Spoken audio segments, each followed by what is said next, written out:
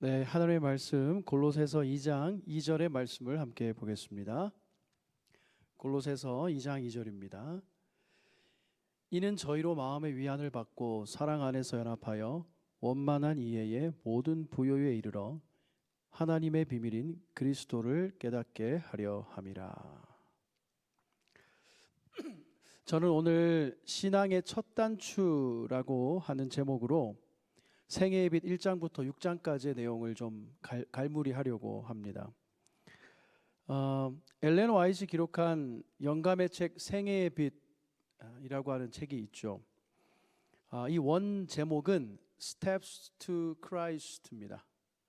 그러니까 혹은 Steps to Jesus라고도 하는데 예수님께로 나아가는 단계 혹은 과정이라고 할까요?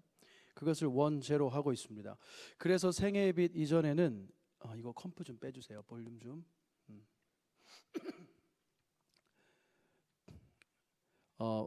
그래서 생애의 빛 이전에는 정로의 계단으로 번역되기도 했었습니다. 원제를 직역하면 아까 말씀드린 대로 그리스도께로 나아가는 단계 혹은 과정이라고 할 수 있을 것 같습니다. 이 책의 영감과 감동은 재림 교인들을 넘어서 여러 나라의 많은 사람들에게 전해졌습니다. 아마 가장 단순하면서도 또 강력한 힘을 가진 예언의 신 가운데 하나가 아닌가 생각을 합니다.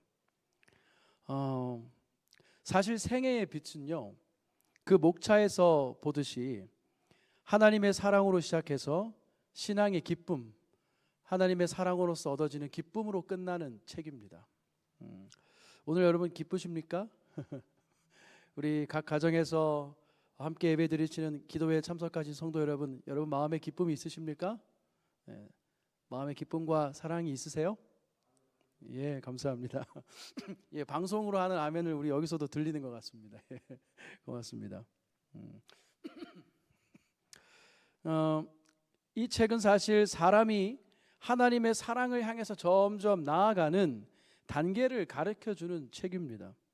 오늘 읽은 골로새서 2장 2절의 말씀도 하나님의 비밀인 예수 그리스도를 깨닫게 되는 데 있어서 여러 가지 일들이 있음을 말해주고 있어요. 저희로 마음의 위안을 받고 사랑 안에서 연합하고 원만한 이해의 모든 부요에 이르러서 하나님의 비밀인 그리스도를 깨닫게 된다 이것입니다.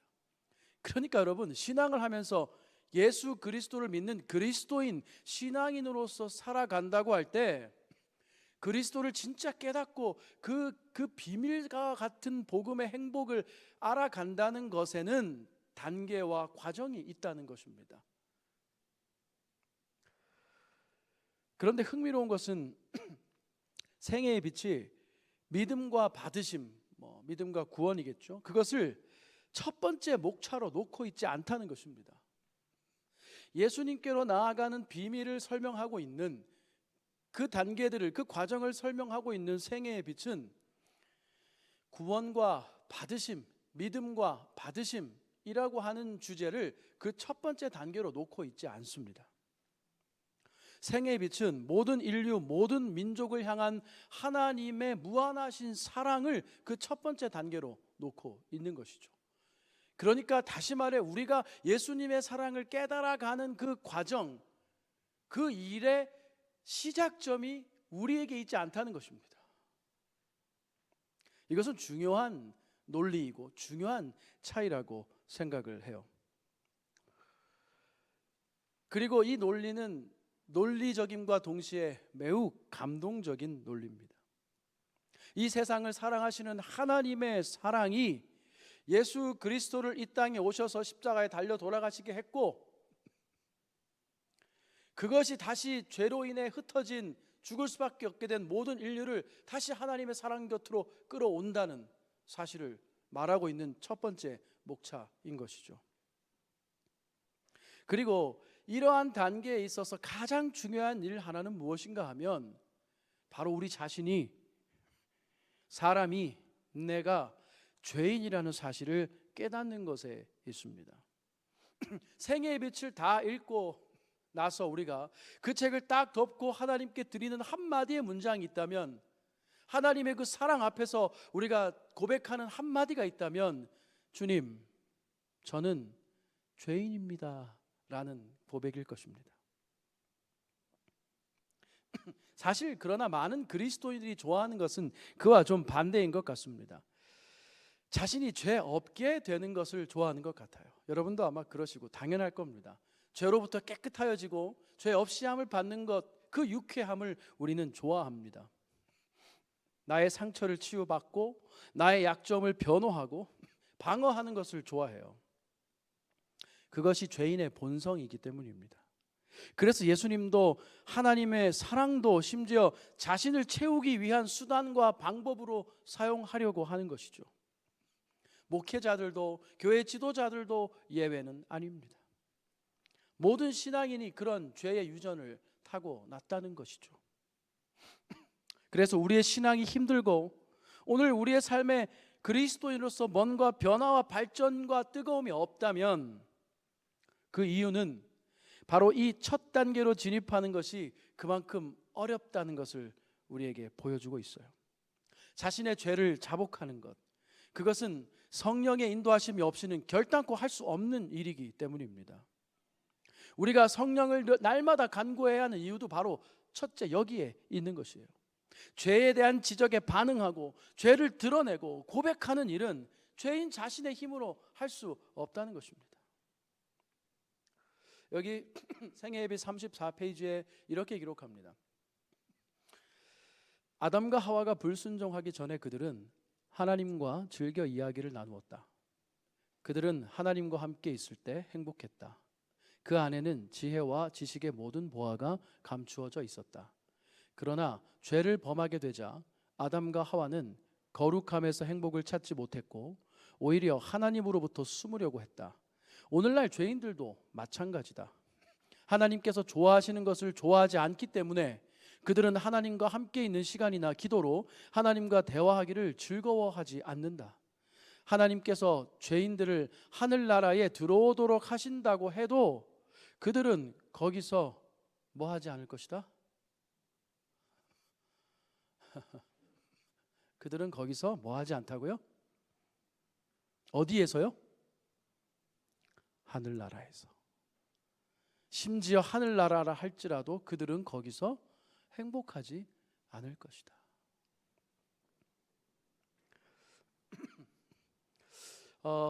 오늘날의 교회를 고민하면서 우리의 신앙의 모습을 고민하면서 제가 이렇게 좀 살펴보니까 교회의 이 선교 철학이라고 할까요? 선교에 대한 교회의 이해라고 할까요? 이와 관련된 역사를 좀 살펴보니까 시대별로 좀 유행이 있어요. 여러분, 오늘날의 우리 교회, 또 우리가 어떤 복음을 전하는 이런 일, 또 교회의 문화, 이런 것에 어떤 트렌드가 좀 있는 것 같으십니까? 항상 그 교회가 어떤 일을 하고 어떤 문화를 만들어내고 어떤 특성을 보일 때 그 뒤에는 그것을 그렇게 하게 한 이론과 학문이 있습니다. 그냥 교회가 그렇게 되지 않아요. 누군가가 그것을 강조하고 누군가가 그 논리를 펴고 누군가가 그것을 이해시켰기 때문에 교회가 그렇게 하는 것이죠. 제가 간단하게 좀 정리를 해봤습니다. 시대별 신앙의 트렌드와 교회의 변화인데요. 아주 학문적으로 정확하게 날카롭게 한 것은 아니지만 제가 이렇게 수렴해서 정리한 것입니다. 8, 90년대 여러분 돌아보시면 그때 핵심 이슈가 뭐였습니까? 우리 장로님들. 그때 교회의 핵심 이슈 키워드가 뭐였습니까? 네? 뭐였죠? 그때 8, 90년도에 교회로서 복음 전파와 관련하여 교회 생활, 교회의 정체성과 관련하여 가장 중요한 이슈가 뭐였죠? 여기 나와 있는 대로 전도, 말 그대로, 그죠? 전도. 또 교회의 뭐요? 성장. 그래서 실제로 8, 90년대에 많은 성장이 있었습니다. 그때의 선교의 트렌드는 전통적인 그냥 복음 전파였습니다. 전도지 들고 가고 집집마다 방문하고 사람 만나서 성경 가르치고 그렇게 하는 것이 그냥 전반적인 트렌드였습니다. 그 외에 다른 것을 별로 대단하게 중심에 놓지 않았습니다. 우리 교회는 그 당시 종말론과 또 절제, 건강의 기별이 주를 이루었던 것 같아요. 그리고 이때의 일반적인 기독교의 선교 신학은, 이것을 태동하게 한 선교 신학은 교회 성장 이론입니다. 교회를 성장시키기 위한 많은 이론들이 이런 문화의 트렌드의 뒤에 자리하고 있었죠. 그리고 2000년대에 들어서면서 이제 종말론의 고민이 끝났죠. 2000년이 새천년이 되면 주님이 오실 것 같았지만, 그 전에 주님이 오실 것 같았지만 재림이 이루어지지 않았고, 이제 교회는 조금 당황하게 되죠. 그때부터 교회의 문화가 조금 달라지기 시작해요. 핵심 이슈가 뭐가 되었습니까? 전도와 성장에 대한 반감이 싹 틉니다. 전도 그만. 성장 수치를 너무 따지고 너무 침례자 숫자 내려고 하지 말고 뭐 하지, 다 이게 거기서 나온 이론, 나온 생각, 이거에 대한 반향으로 나온 생각입니다. 그래서 어떤 가치들이 떠오릅니까? 문화 좋아하잖아요, 그죠? 행복. 그 당시에 온갖 행복 교회들이 생겼습니다. 제가 목회 나올 그 이전 그 무렵인데, 그 2000년대 중후반 초반부터 우리 교단 안에도 온갖 행복 교회들, 금호 행복, 별내 행복, 무슨 행복, 세상 기독교도 마찬가지였어요. 밖에 기독교도 행복, 교회의 행복, 우리의 행복이 굉장히 트렌드였습니다. 문화, 그리고 수치보다는 뭐요? 가치. 그래서 막 설교 제목도 같이 하면 같이 있으면 같이 합니다. 그죠? 그런 말들도 하고. 이때 우리 교단의 트렌드, 선교 전도 트렌드는 어땠느냐? 건강, 행복, 특별히 문화 전도회를 많이 시도했습니다. 그리고 우리 교회도 일반적으로 그랬고, 우리 교회도 예언, 건강, 힐링이 혼합된 형태의 선교 프로그램들을 많이 진행했죠. 그리고 이 무렵의 이론은, 이것을 있게 한 이론의 배경에는 선교적 교회라는 이론이 있었습니다. 이것은 교회의 본질이 선교다라고 하면서 여러 가지 이제 주장들을 했는데요. 그러면서 좀 더 본질적인 것에, 교회의 본질에 집중하자라는 어떤 사조를 만들어내었습니다. 그래서 많은 교회들이 이러한 것에 영향을 받아서 소위 문화, 행복, 가치, 이런 것들이 목회의 주를 이루었습니다. 그래서 이 당시 교회는 다 문화, 행복, 가치, 이런 것들이 교회의 주였어요. 그것이 하나의 트렌드였습니다. 그러다가 이제 2020년이 지나면서 새로운 시대가 다가왔어요. 펼쳐져 버렸습니다. 특별히 우리가 4차 산업혁명도 얘기하고 많은 시대적 변화를 얘기하지만, 코로나19와 함께 교회 환경이 많이 바뀌었습니다. 전혀 새로운 환경이 되었다고 해도 과언이 아니에요. 사람들의 생각과, 그러니까 이전의 전도와 성장과 문화와 행복과 가치와 이런 개념, 이런 이슈들이 다 이제는 멀어졌어요. 교회 주변으로. 다시 말하면 이것으로 교회가 반응하지 않는다는 것입니다. 쉽게 말해 1980년대에는 전도합시다 그러면 다 전도했어요. 2000년대에는 우리 문화와 행복으로 나아갑시다, 다 따라왔어요. 그러나 2020년 이후부터는 이런 말들이 전혀 먹히지 않는 시대가 되었다는 것입니다. 그것이 흐름이에요. 그럼에도 불구하고 이런 불특정한 오늘날의 선교 상황에도 몇 가지 트렌드는 보입니다. 첫 번째는 당연하죠. 팬데믹으로 인한 온라인과 디지털 요소의 강화입니다. 그래서 이걸 사실 일본도 이걸 너무 디지털 선교라고 하는 것은 굉장히 그것 자체가 시대에 뒤떨어진 네이밍입니다. 여러분, 우리가 서로 대화할 때 우리 카카오톡에서 대화할까? 이렇게 말합니까? 카카오톡에서 대화한 것을 우리가 그냥 대화한 것과 구분 지어서 이해합니까? 카카오톡이랑 대화하고 나면 다음날 만나서 어제 카카오톡으로 대화한 것은 제쳐두고 그건 우리의 대화가 아니니까 얼굴과 얼굴 보면서 대화합시다, 이렇게 안 하잖아요. 그죠? 문자, 카카오톡, 영상 다 하나의 대화로 이미 보죠. 그런 것처럼 디지털 선교를 하자, 이거 굉장히 사실은 정말 죄송하지만 학문적으로는, 이론적으로는 굉장히 트렌드하지 않은 것입니다. 디지털과 아날로그가 공존하고 있거든요. 그러니까 디지털 선교라는 말 자체가 이미 둘을 갈라놓고 시작하는 좀 뒤떨어진 생각이라는 거예요. 같이 가고 있다고요, 이미 섞여서. 또 온 세대를 관점의 예배가 다시 강조되고 있습니다. 분화되던 교회의 사역과 트렌드가 다시 예배를 중심으로 하나로 모이고 있는 형태가 있죠. 또 문화적 요소가 아무래도 버릴 수 없기 때문에, 그러나 2000년대에 유행했던 그런 문화적 요소들은 다 좀 사라지면서도 오히려 예배와 관련된 문화적 요소는 더 강력하게 부각되고 있습니다. 그리고 우리 교회도 열심히 하고 있죠. 시니어 사역의 강화입니다. 이것은 인구 변화에 따른 어쩔 수 없는 추세입니다. 이런 일들이 일어나고 있어요. 그래서 오늘날은 목회자들과 교회 지도자들에게 정말 더욱 분명한 교회와 선교에 대한 철학을 요구하는 시대가 되었습니다. 성경적이고 시대적인 선교와 교회에 대한 철학이 필요한 시대인 것이죠.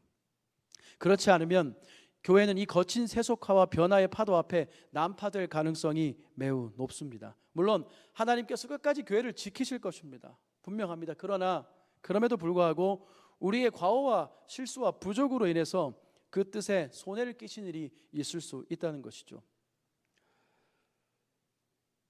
중요한 것은 신앙과 교회의 성경적인 본질에 우리가 흔들림 없이 서는 것입니다. 오늘날의 교회는요, 교회 자체가 교회의 문제가 되었다라고 어느 학자가 얘기했습니다. 그리고 선교 자체를 선교해야 하는 비상 상황이라고까지 선교 신학자들은 얘기합니다. 우리 교회는 이런 기별들이 전해지지 않고 있어서 전 너무 개인적으로 속상합니다. 우린 30년 전의 트렌드를 따라가고 있어요.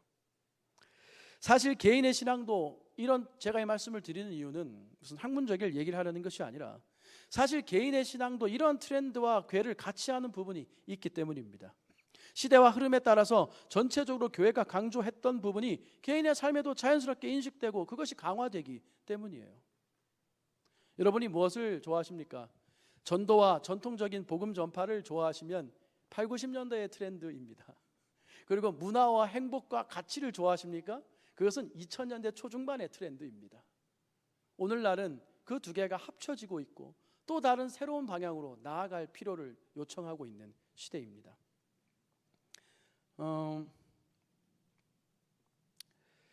제가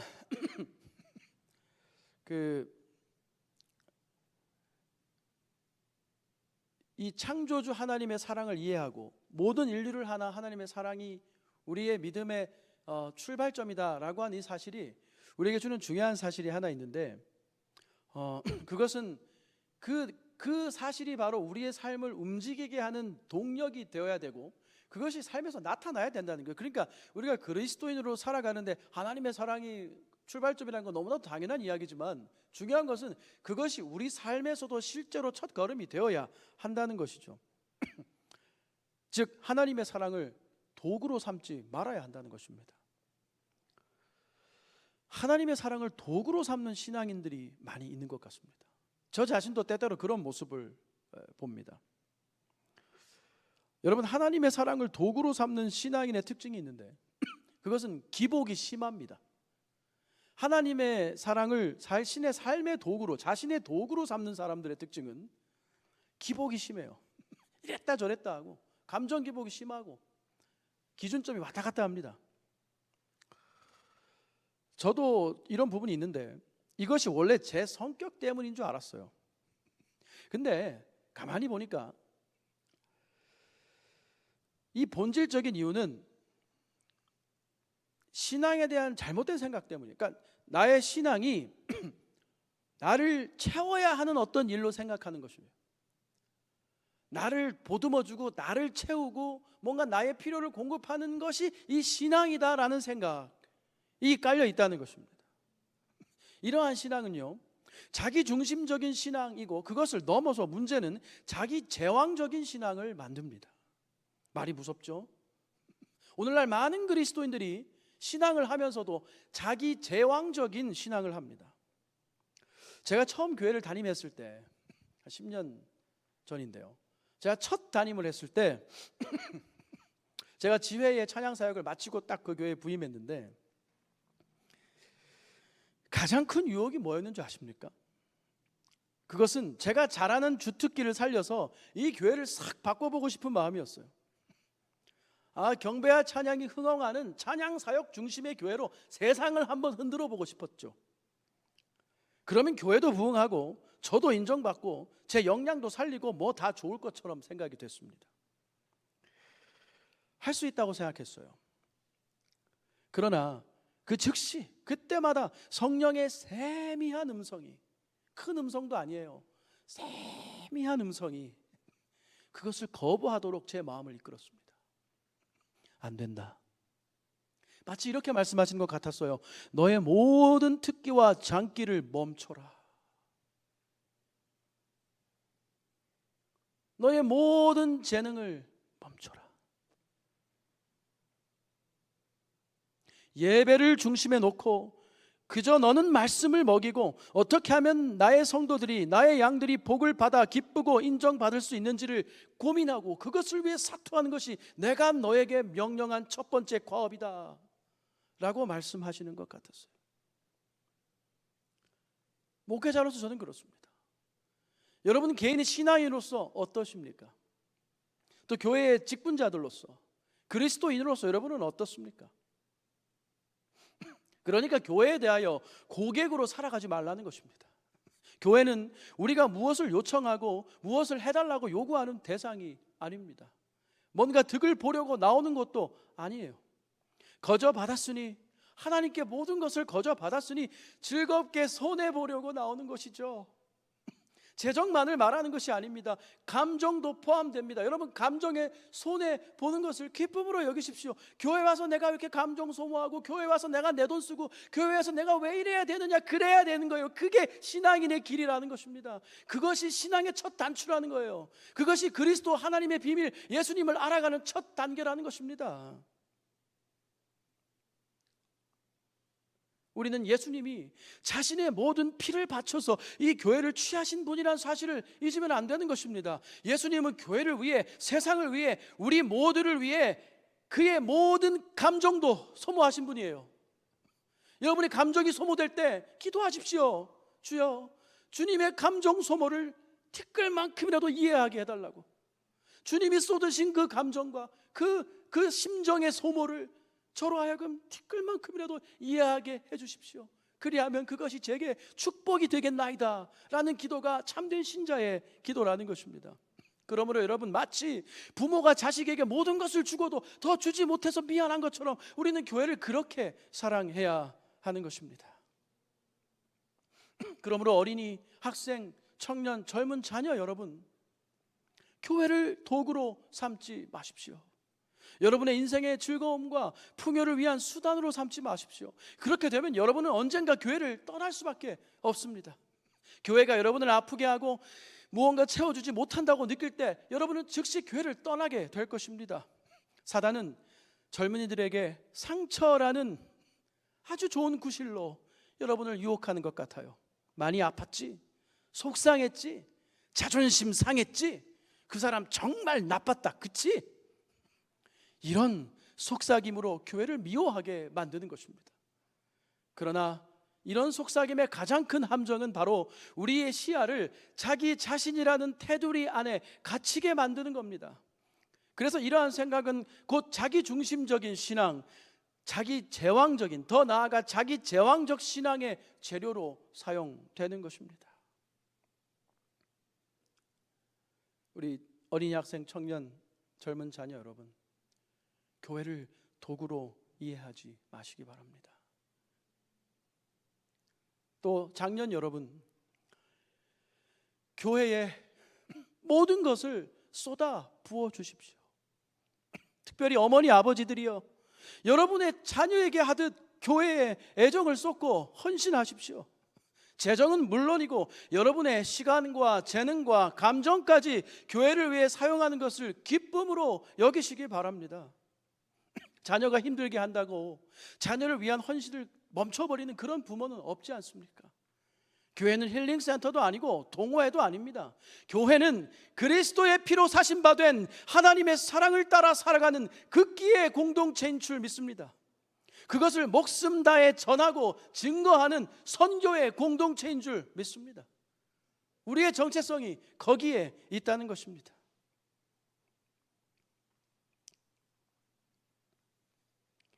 부디 교회를 위해 모든 것을 쏟아붓는 것을, 손해보는 것을, 그것을 피해와 손해로 여기지 않게 되시기를 바라요. 그것을 기쁨으로 여기시기 바랍니다. 그것이 신앙입니다. 외부의 요소에 따라 나의 신앙을 좌지우지하시기 마시기 바라요. 교회의 시설이나 분위기, 목회자의 설교나 시스템, 사람들과의 특정인들과의 관계가 하나님의 사랑으로 나아가는 우리의 걸림돌이 되어서는 안 된다는 것입니다. 제일 바보 같은 짓이요, 잘 들으세요, 제일 바보 같은 짓이요, 자존심 상해서 교회 안 나오는 겁니다.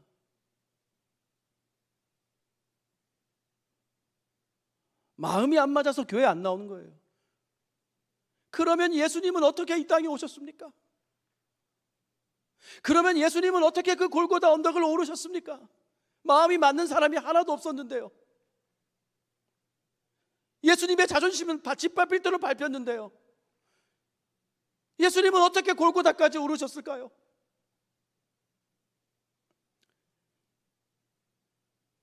예수님을 좋아하는 것이 무엇입니까? 예수님을 사랑하고 그분을 믿고 따라간다는 것, 즉 신앙이라는 게 무엇입니까? 그것은 무슨 감상주의나 은혜주의가 아니에요. 예수님을 좋아한다는 것은 예수를 따라 살아간다는 것을 의미합니다. 그 계단을 하나하나 올라가는 것을 말하는 것입니다. 그것은 고통을 피해가는 것이 아니라 고통을 지고 가는 것입니다. 예수의 고난을 함께 지고 가는 것이에요. 자신을 높이고 이기는 걸음이 아니라 자신을 낮추고 지는 걸음입니다. 그러므로 사랑하는 서울중앙교회 성도들이시여, 주님, 남들처럼 좀 잘 살게 해달라고 기도하는 것이 아니라 남들에게 제발 주님의 사랑을 전도하며 살아가게 해달라고, 그것을 전하며 살아가게 해달라고 간구하는 삶이 신앙이라는 사실을 잊지 않게 되시기를 간절히 바라는 것입니다. 생애의 빛에 이렇게 기록합니다. 18페이지에 예수님께서는 진리의 말씀들을 단 하나도 숨기지 않으시고 늘 사랑으로 말씀하셨다. 그분은 다른 사람들을 온화하고 친절하고 사려 깊이 대하셨다. 필요한 때가 아니면 심한 말을 절대로 하지 않으셨다. 그분은 어떤 사람에게도 마음의 상처를 입히지 않으셨다. 그분은 사람들의 약점을 들어 야단치지 않으셨다.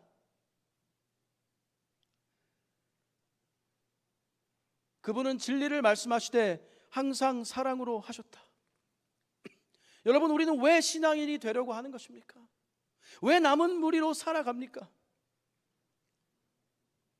생애의 빛 전반부는 우리에게 그러한 우리의 신앙의 첫 단추가 무엇인지를 말해주고 있는 것 같아요.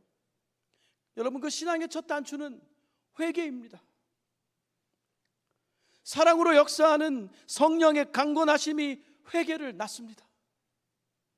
그리고 그 회개가 진실된 고백을 낳습니다. 그리고 그 고백이 여러분 헌신을 낳게 되는 것이에요. 그래서 우리의 삶에 하나님을 향한, 교회를 향한 헌신이 없다고 할 때 우리가 다시 확인해야 할 첫 단추는 회개인 것입니다.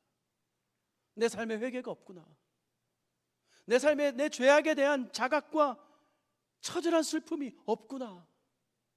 그때 우리는 믿음도 사랑도 헌신도 다 실패하게 되는 것입니다.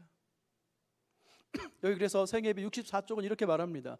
이 세상이 줄 수 있는 것보다 더 나은 무엇인가를 바라는 마음이 있다면 이는 하나님께서 그대에게 말씀하고 있는 것이다. 하나님께 회개의 선물을 달라고 구하라. 그리고 그리스도의 무한한 사랑과 완전한 순교를 보여달라고 구하라. 우리가 구주를 바라보고 그분에게서 오는 빛이 우리를 비출 때 우리는 얼마나 죄 많은 사람인지 깨닫게 된다. 여러분, 나의 죄로 인해 괴로움과 절망을 느끼는 그 사람이 그리스도인인 줄 믿습니다. 그것이 신앙의 첫 단추인 것입니다. 그것이 첫 단추인 이유는 그것이 잘 되면 그 다음 모든 일이 순조롭게 되기 때문입니다. 반대로 이것이 안 되면 모든 것이 문제가 되어버려요. 이미 꼭 깨어있는 단추조차 문제가 되어버립니다. 생각해 보십시오. 회개가 없는 신자들의 모임, 그것은 성립될 수 없습니다. 여러분, 회개하는 그 귀한 마음은 우리 자신, 죄인을 이끌어 하나님께로 나오게 합니다. 여러분, 저는 우리 교회가 이러한 회개의 공동체가 되기를 간절히 소망합니다. 그럴 때에 하나님이 우리 각 개인의 삶에도 충만하게 역사하실 수가 있는 것입니다. 저는 말씀을 정리하면서 마지막으로 말씀을 드립니다. 여러분, 사단이 왜 그렇게 교회를 공격할까요? 왜 그럴까요? 왜 그토록 지도자들과 직분자들을 집요하게 공격할까요? 왜 그럴까요? 그것은 교회가 바로 예수님께서 목숨을 다해 지키고자 하시는 사랑의 대상이기 때문에 그렇습니다. 그렇기 때문에 사단은 그것을 역시 목숨 걸고 망가뜨리려고 하는 것입니다. 교회는, 성도들의 공동체인 교회는 그러므로 영원한 생명의 모태인 것입니다. 이 모태를 둘러싼 싸움이 어쩌면 선악간의 대쟁투가 아닌지 모르겠습니다. 그리고 회개는 그리스도인을 그리스도인 되게 하는 신앙의 첫 단추가 된다는 사실입니다. 여러분, 회개가 우리의 삶에 있게 되기를 바라고, 그 첫 단추를 날마다 끼움으로 우리의 삶의 기쁨과 사랑과 헌신과 고백과 연합이 하나님의 비밀인 예수 그리스도가 충만하게 되시기를 간절히 바라면서 말씀을 줄이겠습니다.